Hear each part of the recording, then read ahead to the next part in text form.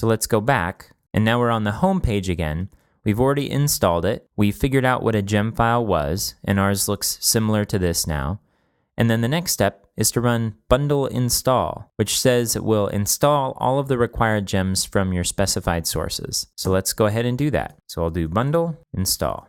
So now what's happened is that Bundler has downloaded SAS and SAS globbing. Now we already have these on our system, but what was downloaded was completely separate. It's in its own place and it's associated with this project. So now this doesn't change what happens if we do something like SAS watch. If we do this, it's still going to run the SAS version that's the default on our system.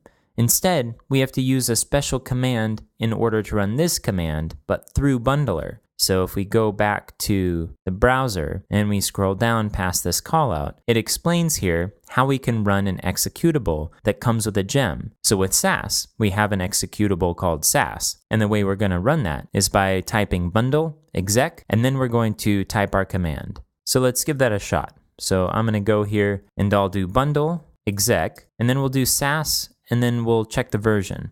So now the SAS version here matches the version on our system, so it's a little hard to tell if we're using a different version or not. So why don't we download a slightly different version? We'll do 3.4.12 so we can tell for sure that we're using the right version.